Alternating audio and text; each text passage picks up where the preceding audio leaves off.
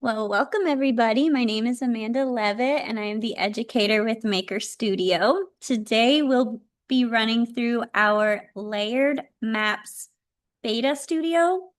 So there is a current studio that is live that will eventually be phased out. So if you are using the current studio, you'll just notice the projects will now say legacy project, and that is why. Your subscription will remain the same.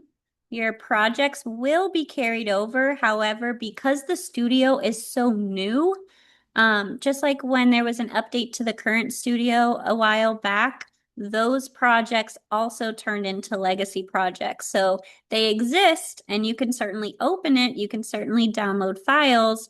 But as far as like jumping back into the studio or doing any edits, that likely won't be either A, recommended, or B, possible. So stay tuned for that. I'll get more details on that. But we are going to be focusing on the new studio, which is still in beta mode. And if you haven't heard the news yet, it is open to everyone. And if you can see my screen, is my screen sharing? I think we're good. Yeah, I'm sharing my screen. So if you take a look at my screen, the first thing you see here is you can go to layered maps, but you can also go to 3D maps. And if you want a quick overview of what is possible in the studio now, you can click on this little video here.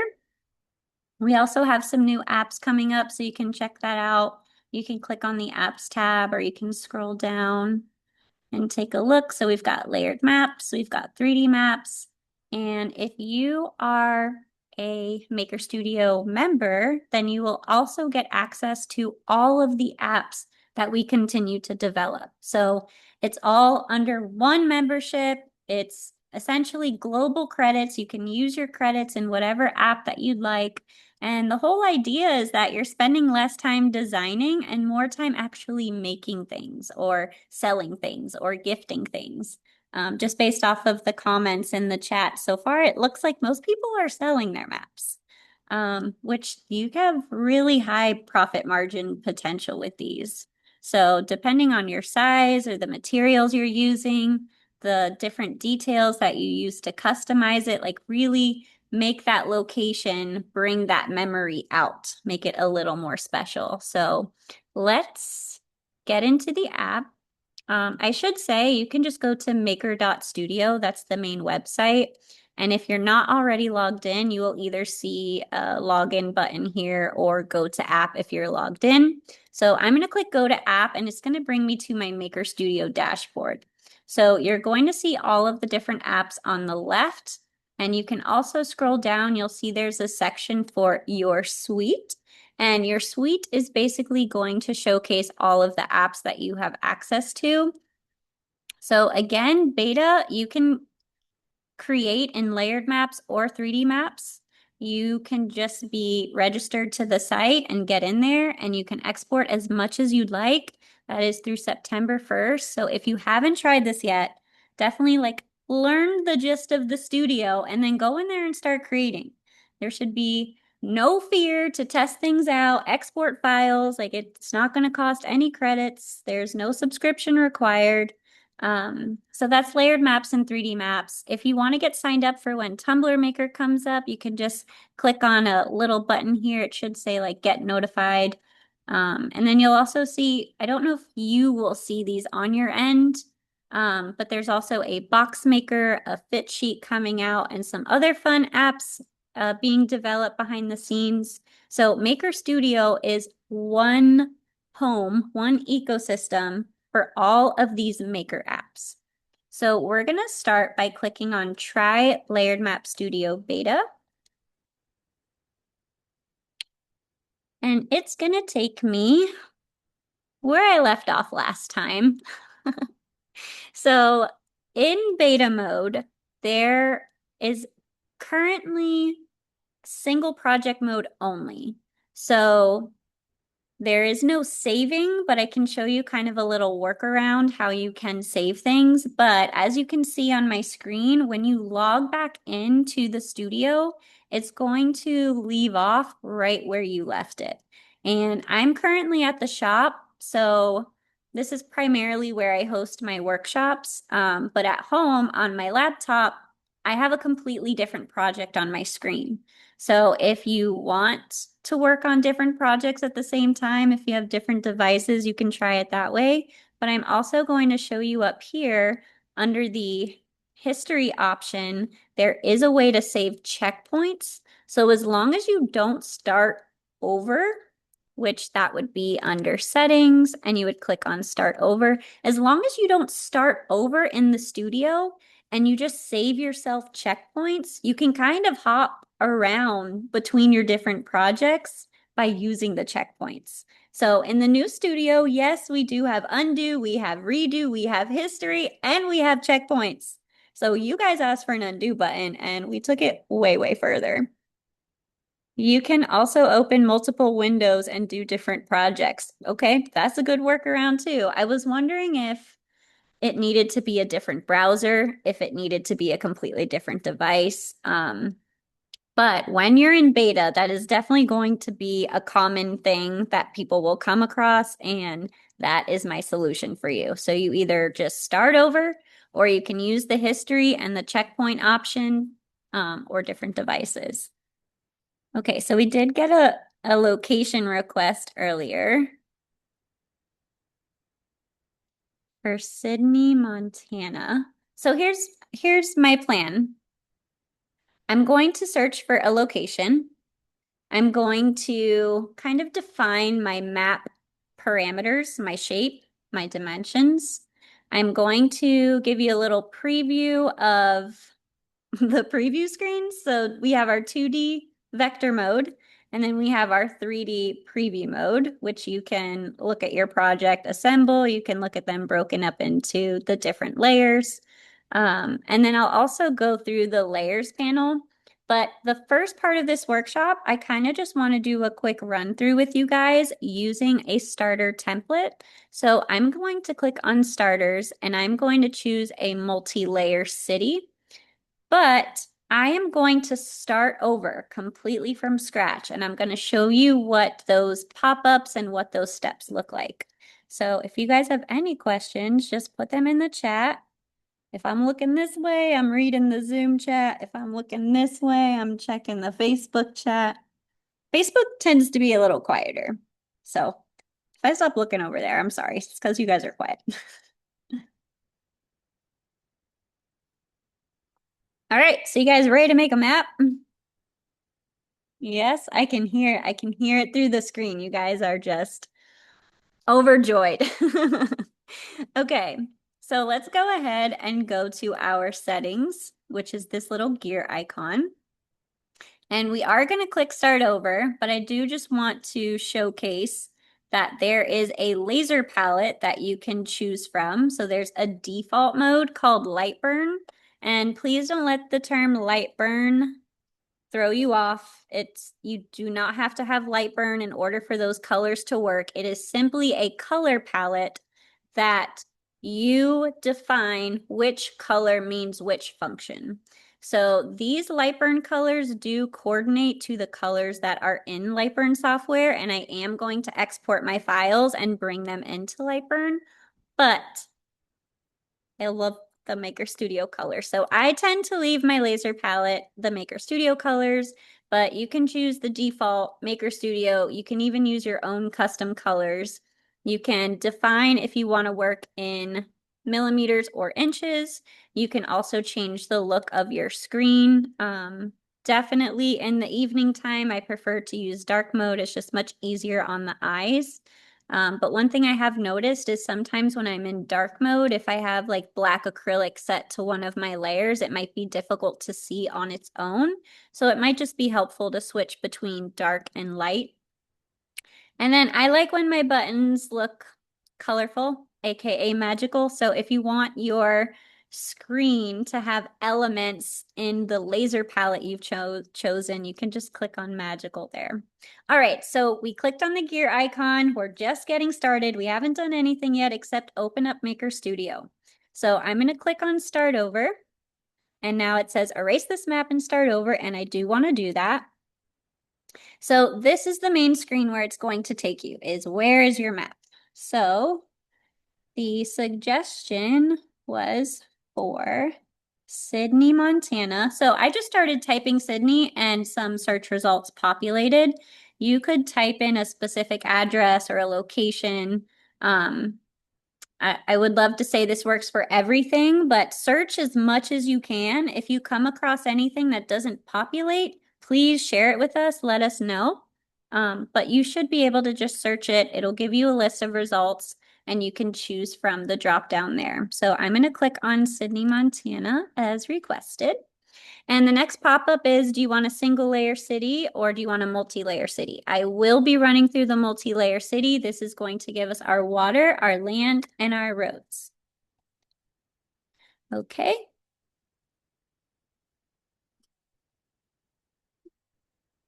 So this is the main screen I'm seeing. So just out of curiosity, what are your first thoughts? I am going to click fit for my 3D preview. I am going to change my settings back to light. Okay, first thoughts. I would love to hear them. Type them, whether you're on Facebook or Zoom. Remember, I just searched Sydney, Montana. I started a brand new project and I chose multi-layer city, I believe was the verbiage.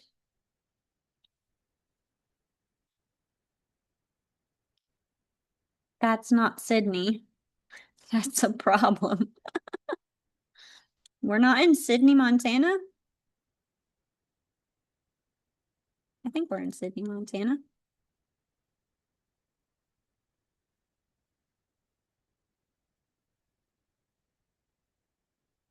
Sydney.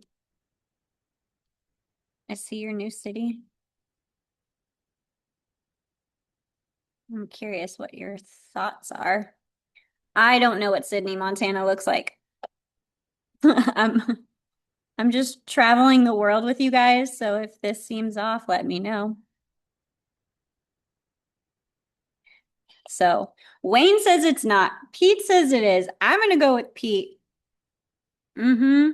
So the confusion here is the New York City. He's like, I live there. I know. Okay, so we did search Sydney, Montana, and we can kind of define, right now, my project size is only set to a 0.75 mile radius. So this is just a quick view of our map selection panel. And you noticed in the top left, I can choose from different view modes. I just turned on the satellite layer. My other favorite is colorful, but you noticed it did default to grayscale. So now you can kind of pick and choose where you want that to be. You can also use this bounding box to make changes, and you can see that my map area covered is going to change as I move my project bounding box. So I can also click within this box and move it around, but if I click outside of it, I'm moving the map. The bounding box doesn't stay with it. I'm looking for a different area. So there's two movements happening on the map selection panel. One is for your project and one is for the map. If you start zooming in or zooming out, or you notice you don't see a bounding box, there is a little target, little bullseye here, and that's going to center the map on your screen. So that's going to help like fit it so that you can see all of it. Wow, didn't know that. I've been moving the whole map. Surprise! We are always learning. That's what I love. And you make maps all the time. Okay, so we can click on apply changes. And Pete, I think this was your suggestion. Yeah, so if you have comments, questions as I run through this, just let me know. I'll make whatever changes, I can adjust it. Just, hey, what would happen if you did this? Like I will let you kind of be my project assistant. How about that? Okay, you say it looks good, so we're gonna run with it. Okay, so I did adjust the project here. I showed you guys the satellite. Now, if I had started a project, remember if I didn't click start over, I could just search for a new location and keep going. So the little search bar is here, works the same way. You just start typing a place out and it will populate some results and you select from there. Here is where you can define your map shape, which gives you a couple options here. You can truly define what your finished project size is going to be. Your bullseye is hiding on you. So one thing I've noticed, I will get back into this, but Dale, sometimes when I've adjusted my screen, it moves to the left. So do you see it either on the left or at the top, or you truly just don't see it anywhere?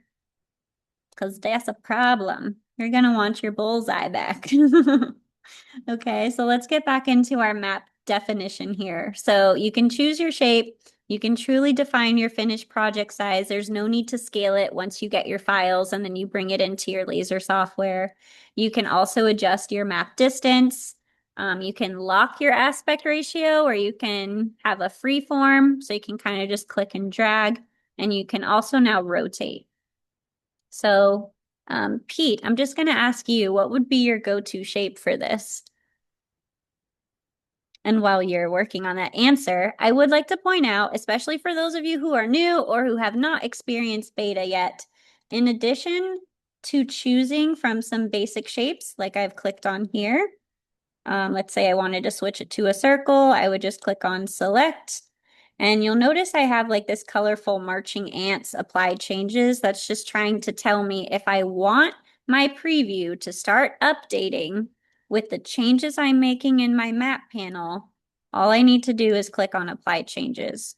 So sometimes the changes that you make within the studio will be automatic. Sometimes the changes you make within the studio, you will need to click on apply changes. All right, so in addition to basic shapes, you can also now upload your own SVG, which is very exciting. Please try this out. We are getting some really valuable feedback on this feature, but find an SVG shape that you want your map to be and let us know how it goes. I guess I would do a square or a rectangle. Yeah. I don't know. Like I love that you can do fancy customized things for sure. But I tend to lean towards simple shapes. And then I use the customization to kind of make it stand out. Make it wow. Okay, so we'll go with our square. All right, so what size project do you want to work with? Do you tend to make smaller items? Do you want to make like something ornament sized? Would you go with a desktop size? Maybe it's 8 to 12 inches.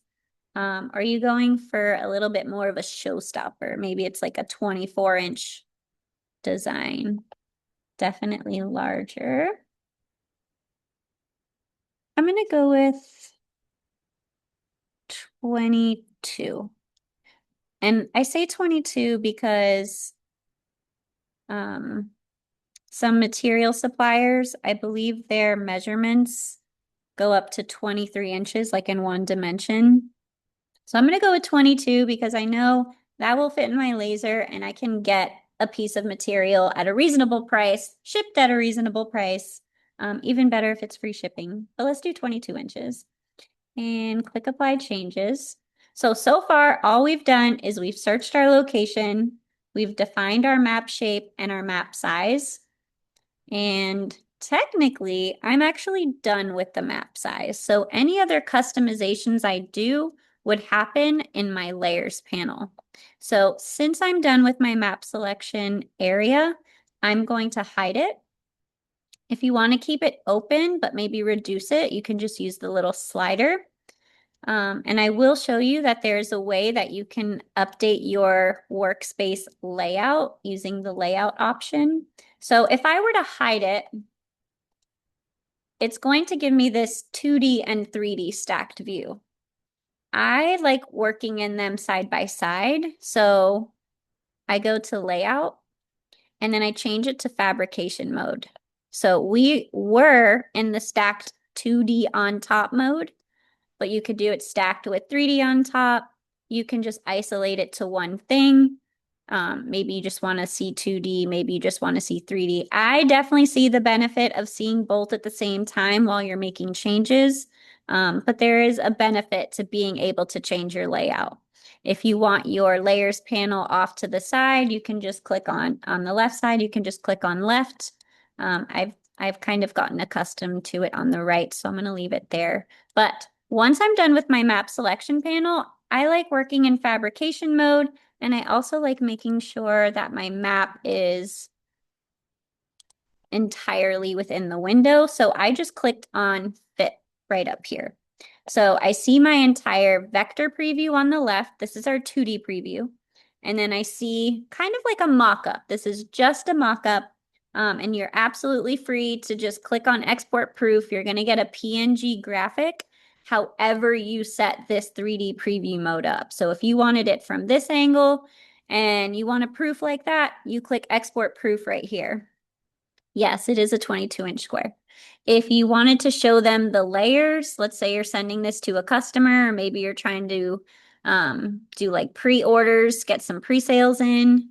However you want to set this up, when you click on export proof, it's going to look just like that. So let me go back to assembled, and you can click and drag. I just have my mouse clicked and I'm moving it around the screen. You can use this little box at the bottom to click it and move it around. You can also click on areas of this little box and it will bring you to specific sides. So I'm going to go back to front and top, and it's already fit. Okay, so we've explored the map panel. We've explored the 3D panel a little bit. There's definitely a huge value in this 3D preview panel, so I have a feeling you'll be utilizing it a lot. And another thing I want to point out is as we're making changes in our layers panel, we can also do some light design work and adjusting in our 2D vector preview. So for example, I know this is not New York City, but when you click on a starter template, there is a feature on the street layer with text that does default to New York City. So if you want to get rid of it, you can do this by clicking on the layer it's on, which I know it's on the streets, but maybe you're not sure which layer it's on. Or maybe you just want to look at one layer at a time while you're working on it. You can simply look at the top of your 2D preview panel and you can click on streets, you can click on land, you can click on your base. So that way you're only looking at one layer at a time. But being able to adjust all of these different view modes is super helpful. And it's all happening in real time. Like as soon as you make a change, it's going to update the previews for you. Again, some are automatic and some of them will require for you to click apply changes. Another thing I would like to ask is that because beta is open to everyone through September 1st, your feedback is incredibly valuable. We want it to be as smooth and seamless and simple and as straightforward as possible. I understand the workshops help, but I don't want you to feel like you have to attend a workshop to understand something. You can reach out to us anytime by clicking on this little Maker Studio chat bubble in the bottom right. So if you click on it, there's an option to send us a message, and then you can type something in and the team will see it. So there's a few of us on it.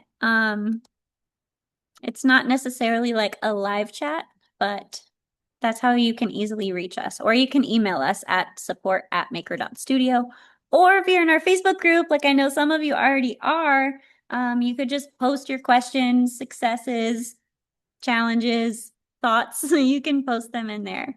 But we love our community. And if you have any feedback for us, we are definitely listening and we are constantly refining beta to make it better for you. Okay, so going back to the text on the street layer, we need to look at our layers panel now.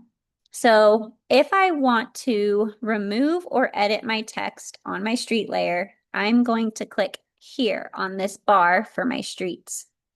I'm specifying this because there are two different actions, 2 different clicks that happen on this entire bar. So if I were to click on these material previews, notice when I hover over it, it says layer settings, material, stock, border. If I wanted to go directly into my layer settings, I can just click this square.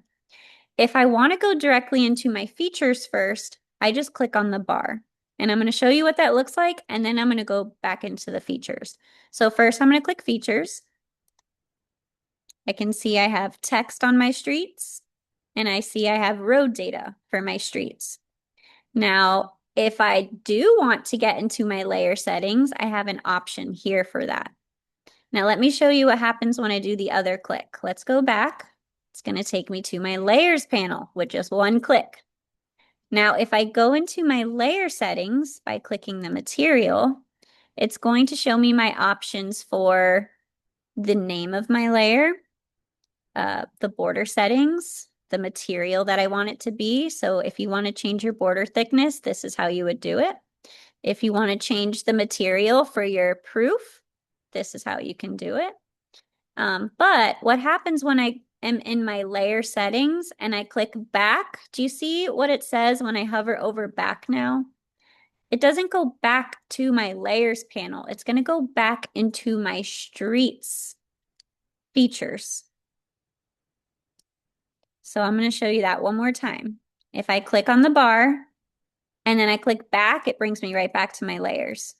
If I click on the square, it takes me into my layer settings. And then when I click back, I'm still in my streets and need to click back again to get into my layers. So just a small thing to note, but it's super helpful when you're trying to navigate and create. There are 2 different clicks, so it's more seamless for you. But if you aren't aware, then it might seem confusing. So let me be here to help clarify that for you. All right, so click on streets, click on text. And if I want to change what it says, in this case, we're in Sydney. Oh my goodness. It's not spelled like Sydney, Australia, is it? I typed this earlier. It is. So I could do Sydney, Montana, or I could just do Sydney, whatever I want. Let's just go with Sydney. Keep it clean. No punctuation needed in here.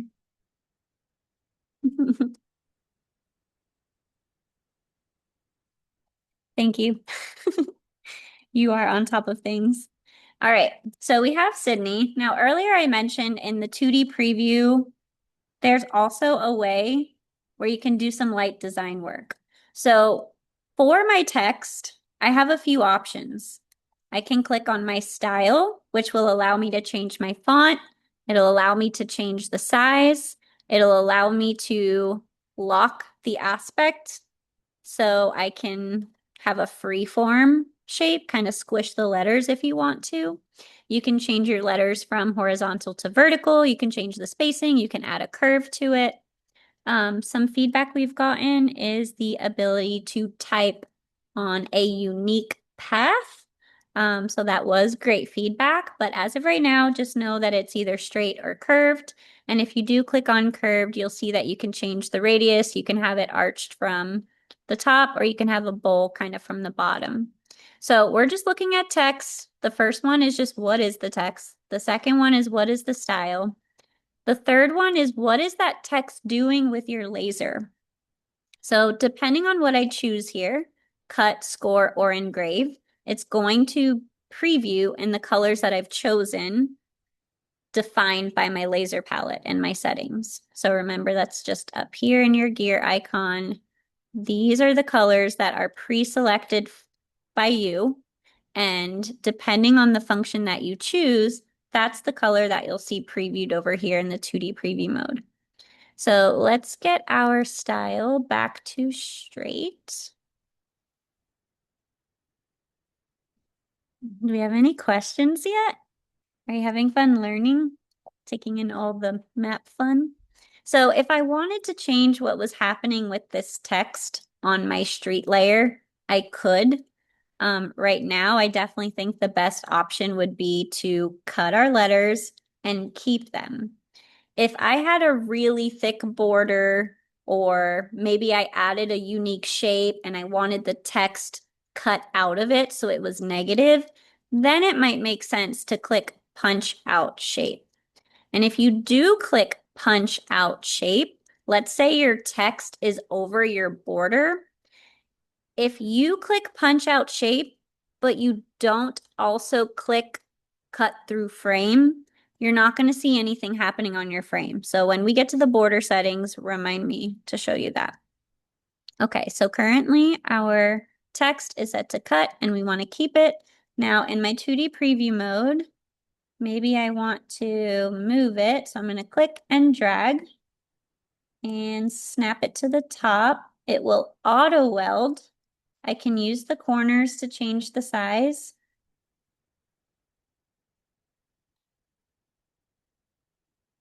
Okay, and you'll see the preview is updating at the same time. Now, I've been using my mouse, but another thing I want to point out is you can also now use your keyboard. So I'm just using the arrows on my keyboard. You can also use Control Z to undo. We also have our undo button up here. You can take a look at your history from all of your moves. And keep in mind, if you want to, let's say you get your project to like a good spot, but you want to try a few more things out. I highly recommend saving your checkpoint. When you click save checkpoint, you can name it. You name the checkpoint whatever you want. I'm going to click cancel because I'm not ready to save that. But you can absolutely save your checkpoint, do all of your changes, and then you're like, nah, I should have definitely kept it the way it was. Just go back to your checkpoint. But you do just need to remember to do it. All right, so have fun with the undo, redo, history, checkpoint. I love it. It's incredible. So you see here, you can zoom in, but you see how it auto welded to the frame? So you don't have to do any fancy settings for that. You just have to move your text and it will snap and weld to it.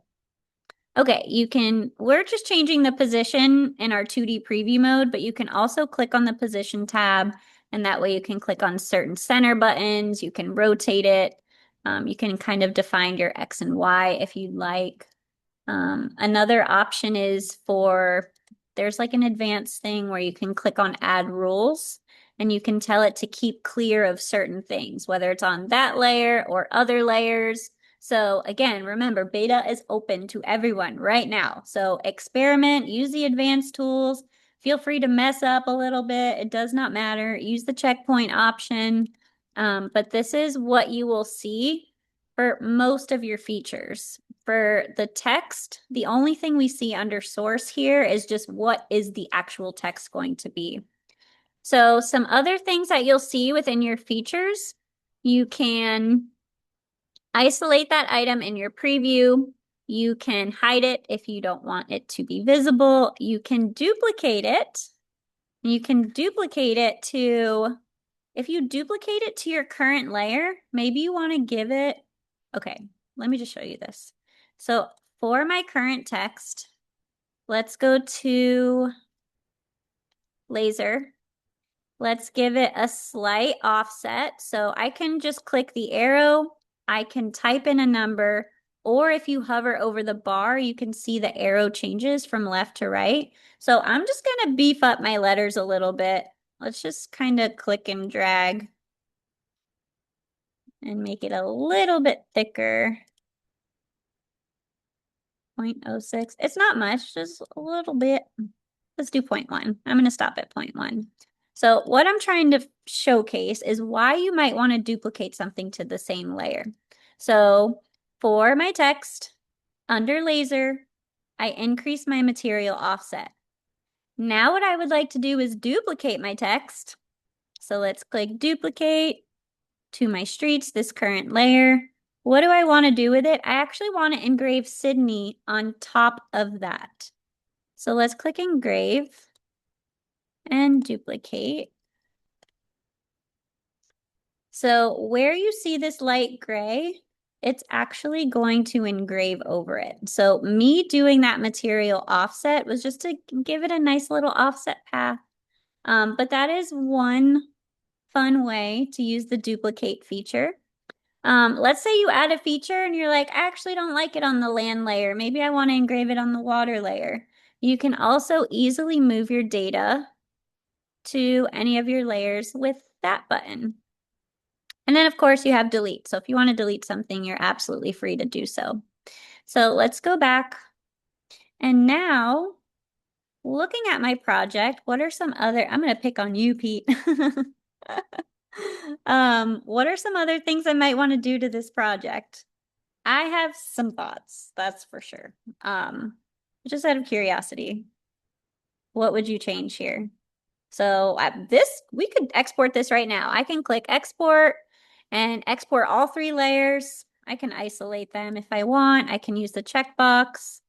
If I only want one, I can click only, but I could export this project right now and I will get 3 SVG files in a zipped folder. I extract them and then I bring them into Lightburn. This could be ready to go. But what would you change? Is there another way to customize this? Is there another way to make it maybe a little more laser friendly? Yeah. So we definitely want to thicken up these roads. They're looking pretty fragile. So again, we just need to know what layer are we trying to work on. In this case, the streets. So I want to click on streets.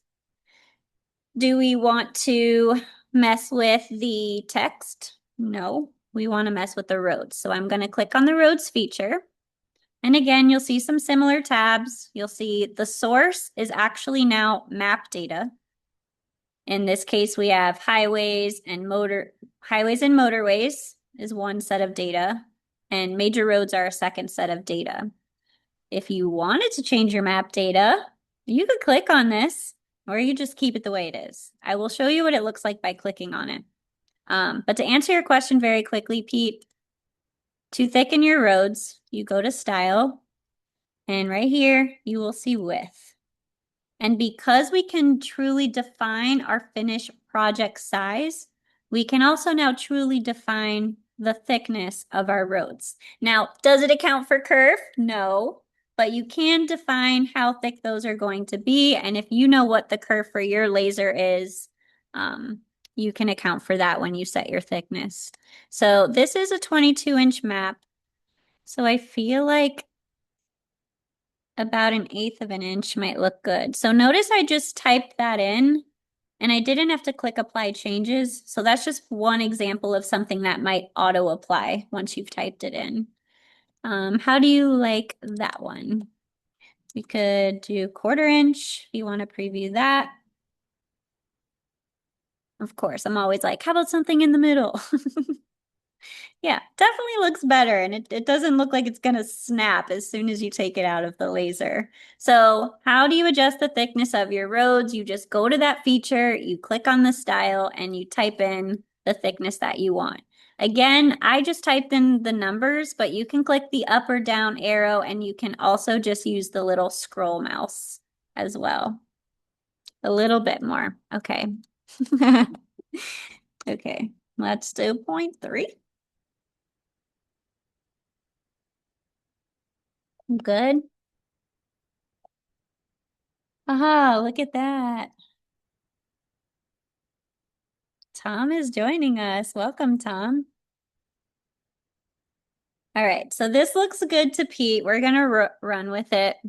But again, just going through the source, you can click on source for your roads. And what is it pulling? Highways and motorways and major roads. If, let's say I only wanted highways, or I wanted to see what it would look like if I only did highways, I would click on it, and it's going to pull up all of the map data categories and feature options. So for our roads, we have highways and motorways turned on, as well as major roads. So let's turn off major roads. And you see my little apply changes button popped up, so let's click it. If I get rid of my major roads, this is my result. I like them both there, so I'm going to bring it back and click apply, but I did want to show you what it looks like to go into the map data and edit it. And another thing I would highly encourage you to do, again, I might have said this before, but beta is open to everyone. So you should definitely explore. Just go to a certain area. Every area is going to have different results, of course. But one thing I really encourage you to do is go to an area you want to create and just click all of these things on and see what populates. Sometimes you never know what you're going to find. We actually had someone who shared with us, we do not specifically have golf course data loaded in here, but they actually found golf course data. I'm not gonna turn it on because we're in our streets. But here under land and green, grass and meadow, the golf courses, the fairways showed up, which was pretty cool. So just click all these on, go to a certain area, click them on, see what populates. If you don't like it, turn it right back off. But just experiment, see what kind of map data is available in the area you are testing. Okay, so let's go back. So we were in our roads. Pete, I'm going to give you 1 to 2 more. Are you ready? Oh my gosh, look, you're already ahead of me. What if I want to mark a location with an object such as a star? I'm so I'm so proud. Okay. So where do you want it to be? Streets, land, or water? I would assume the land, but so I'm going to go back to my layers. And for my land, yes. So for my land, I actually want to add a brand new feature. So far, we've only edited, adjusted, and explored features that were preloaded because we chose a starter template. So now I want to look at my land layer. We have all of our layers turned on. If I just wanted to isolate my view to the land layer, I can just click on land. But I am going to turn it on. I just wanted to remind you, if working in a single layer is easier for you, you can do that. All right, so let's go ahead and add a feature. And he did specify a star, and look at that. That is actually the default. Can I ask a question? Anywhere. Yeah, go ahead. Uh, are Hi, the street Martin. are the street on the separate layer? We have street data on 2 layers. So we have our highways and our major roads on the streets. And Yep. then on our land layer, which is what we're looking at, we have minor roads. So Minor. we do have streets on 2 layers, but they're different data sets. Ah, So okay. the land for minor roads, it's usually like neighborhood streets. And Yeah. then the bold ones on the black acrylic street layer, these are all of our highways and our major roads. Right. Okay. I have a second question as well. It's just I have a OCD. Tom Cleveland, you're changing the background a lot, so it's like very disturbing for me. Oh, okay. So one thing I do want to point out is in your Zoom bar, Yeah. there is a different option for Ah, views. Can you just click on your views and see if yours is turned on to speaker? And then it looks like I'm gonna make sure everyone else is muted because if sound is coming from their computer, it will change the speaker screen. But that's totally fine, and I'm glad you said it. Definitely chime in because this is your time too, you know? You guys are here to learn, and just like I squirrel, I don't want you to squirrel. So it's all good. Anything else? All yeah. right. I mean, now it's like he changed to a I don't know burger or something. I'm sorry, what was that? I said like he changed the burger. What's it? A grill? Oh, Yeah. he loves to barbecue. He's a barbecue master, pit master. What do you call it? I don't know. Headmaster. That yeah. See, Tom, you're making everyone hungry. You We're have got to stop. squirreling. We're squirreling. Okay. All right, let's go back. So the question was, when I'm in my land layer, how do I add a shape to mark a location? I click on add feature and you're going to see a couple of options for what feature do you want to add. So we want to add a shape, but you can add another map feature. You can choose a specific boundary shape. So you can look for a town line, town or city, state, country, county. So you can also add boundary shapes. If you have a route file, a GPX file, you can import it. If you have a special SVG, this is a second place where you can utilize an SVG of your own. You can add more text, but in this case, let's just go with shape. And when you click on a feature, it asks you, what do you want that laser function to be? But you can absolutely change that to anything at another point in time.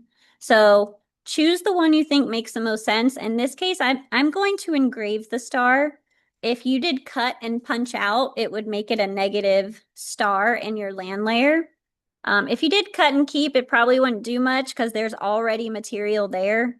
So I would say cut and punch out, score, and engrave would be our ideal options. If you're not sure, just click one and you can always change it later. So let's click on engrave.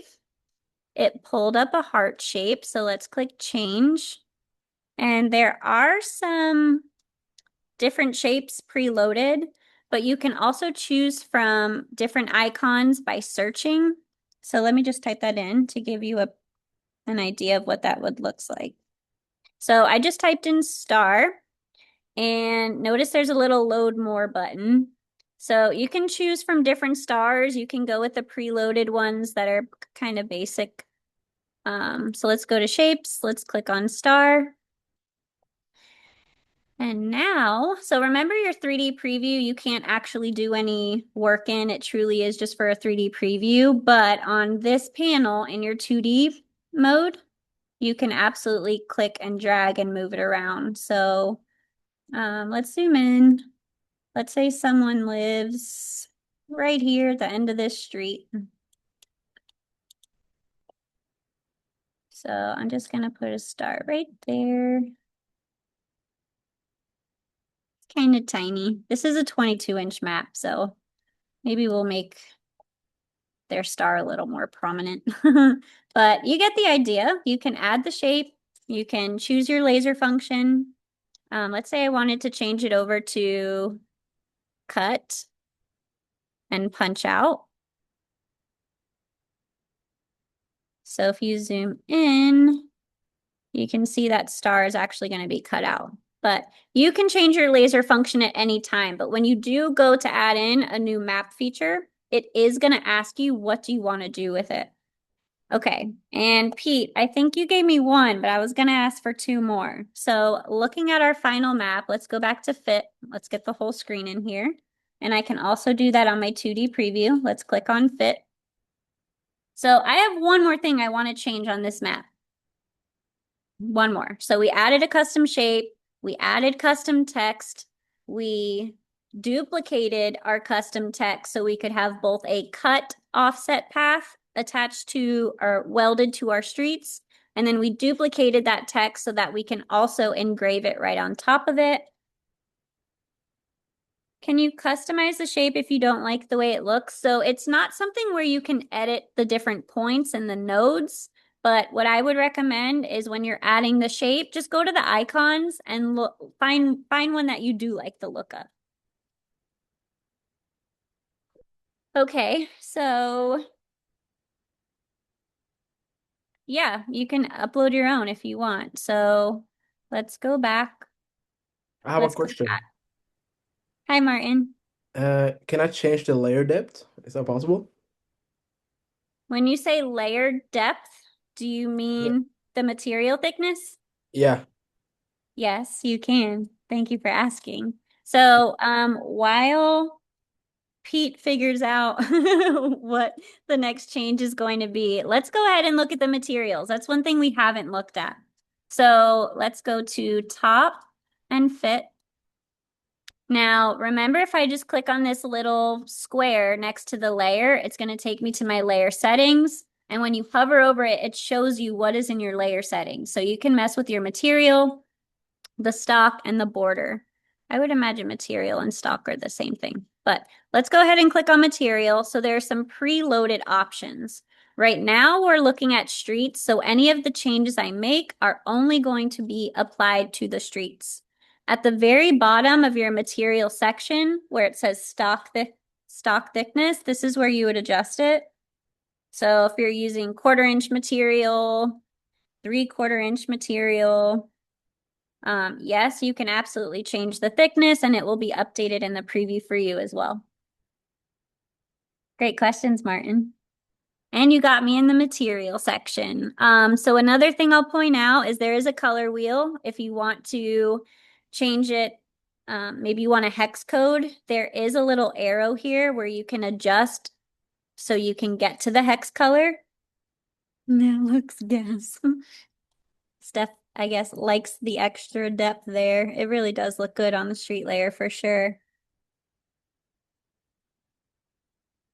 How about a compass? Okay, so the one thing that we haven't discussed, and we are on the right tab, is talking about the border thickness. So we did change the material thickness, we changed the road thickness. Now let's change the border thickness because I can show you a couple more things happening here. My preview is looking kind of funny. Okay, so because we have a square shape, maybe we have a rectangular shape, we are going to get the option to also adjust the border sizes individually. So let's say you wanted the bottom border to be a little bit thicker than the other ones. You can click per side and you can update the bottom one here. So I can click on this guy here and then maybe I make that 3/4 inch thick at the bottom and you'll see it's only going to adjust there. I actually want to, let's double it. Let's do 1.5. So one thing I want to point out is the whole cut and punch out concept. Oh my gosh, Tom, I can't. I should have had dinner before this. Okay, so let's go back and let's add a feature and let's make it another shape. Actually, no. Let's make it text. And we're going to cut and punch out. And now we're going to make that text the state name. You could put a date. You can put a family name. Get creative here. I'm just kind of showing you the basics, but feel free to test it all out. All right, so I'm going to drag my Montana text. I'm just using my 2D preview. And now here's where it's important to have both your 2D and your preview mode out. So when I selected that I wanted to add a map feature and it said, what do you want to do with it? I want to cut it and punch it out. But why does my street layer still have a solid border? Why don't I see Montana punched out? Just be mindful that in your laser settings, if it is going through the border, if it's going through the frame, there is one additional button you have to click, which is cut through frame, and then you're going to see that update. So, fun little feature there.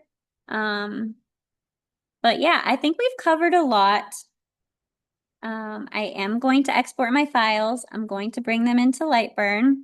How are we doing on time? We're doing great on time. We still have 4 minutes. Okay, so let's go ahead and click export. Export all 3 layers. And let's go into downloads. So it's going to save this as a zipped file. And I'm going to minimize this. I'm going to open up Lightburn. I'm going to zoom out so I can work in the white space. Now, it is a zipped file, so if I try to import this into Lightburn right now, it's not going to work. I need to go into my files. This is another common question we get is, hey, I just exported my files. Where did they go? It's wherever you selected them to go. But if they're also not extracted, you may not see them as available files to bring into your software. So step 1 is you define where those files go. And step 2, just know that if you're downloading multiple files at once, it is going to put it into a zip drive and you're going to need to extract them first. So let's click on my Sydney folder, extract all. I'm going to click browse and click downloads because sometimes if I don't do this step, it goes into a different download folder. Okay, so they're extracted. Now we're in Lightburn. So we have used Maker Studio, layered maps, We used a starter template, which gave us our water, our land, and our roads. We've adjusted the size. We've adjusted some map features. Um, I do want to go back and show you the material changes, but we did change the thickness of the material. Um, and yeah, so now we're pretty much ready to bring them in. So file, import, and I can see my 3 layers here. Now, if I bring them all in at the same time, they're going to be stacked. So I just bring them in one at a time. So my base layer, my water, is just a square. Let me move this over. My second layer is going to be my land. Oh, I have another thing I want to show you after this. File, import, let's bring in the streets. Okay, so because of the laser palettes that I chose, anything in this fuchsia color is going to be cut. Anything in this aqua color is set to engrave.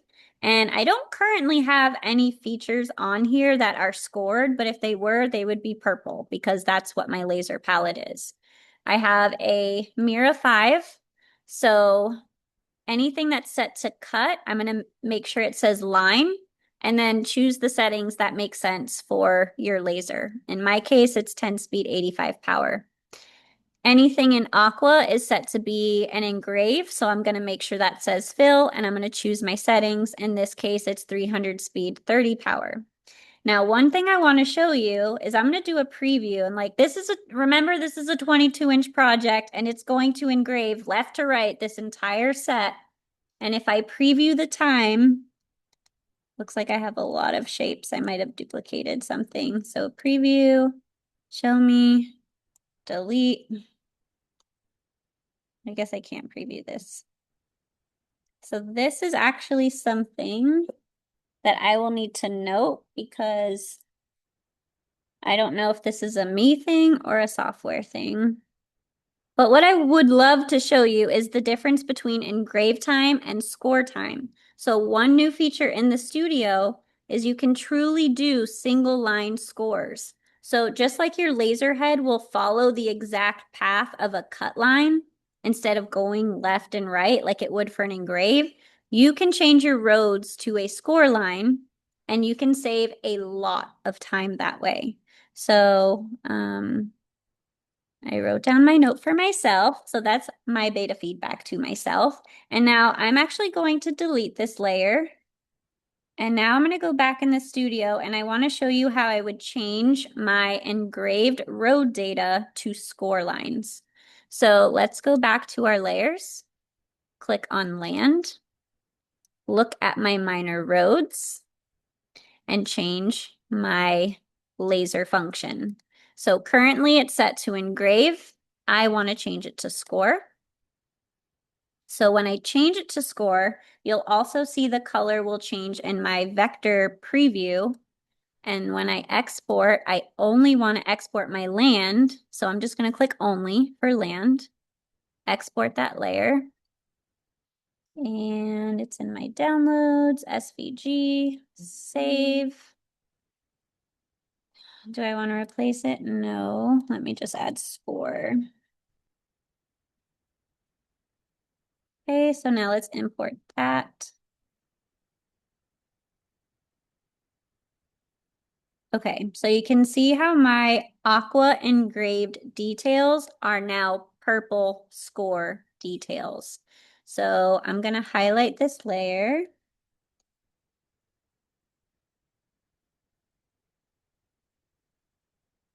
And anything purple, I do want it to be a line, and my score settings are 50 speed, 20 power. Again, do not use my settings unless like you also have the same exact laser. It's a 30-watt RF too, but definitely do your material test, know what settings you need and what you want.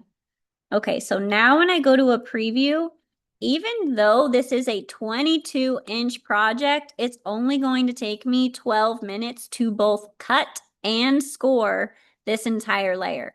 If I had this set to engrave, I have no doubt that it would be well over an hour and a half, maybe even close to 2 hours, because your laser is traveling left to right for the entire 22-inch square. So the score feature in this studio, I know, mind blown, right? So the score feature is such a time saver and it looks super clean. And a little trick, let's say you do want your roads to look a little thicker, but you want the speed of a score. I recommend you experiment with a Z offset. Some people call this defocusing. You basically just move your material a hair down because your laser beam, when you focus your laser beam, it comes to a very fine point at the top of your material. But if you move your material away, that beam actually starts to reflect back outwards. So you can get an engraved look with a score line by using a Z offset. So that's a little trick to put in your back pocket. Okay, so I feel like we had a great session today. How about you guys? Yeah, I Always. love it. Excellent. Okay, so that Amazing, will amazing. conclude today's workshop. I promise I will stick around for a few minutes if you have any other questions. I have been recording this. I tend to kind of trim the fat off the beginning and the end, and then I take that video and I put it onto YouTube. So there is, if you go to youtube.com/ at Get Maker Studio. Just find our YouTube. There is a video up there for Beta 2.0, so the most updated version of Beta 2.0, and you can watch that at your leisure. If you want to speed it up, just change your playback speed. But yes, you can definitely watch that until I get these uploaded. So I hope you guys had a great night. I hope you guys have fun making maps. Please remember, beta is completely open access. You can export as much as you want, no credits at all now through September 1st. I do have one more workshop coming up this month, which is Monday, August 24th at 5 p.m. Eastern Time. These are not scripted. They're very interactive. I appreciate your questions. I appreciate you sharing your locations. And I also really appreciate all the feedback that you guys are sharing. So when you're on the Maker Studio site, just click the chat bubble, share your thoughts with me, and I will help you out. Okay, so you guys are good to go.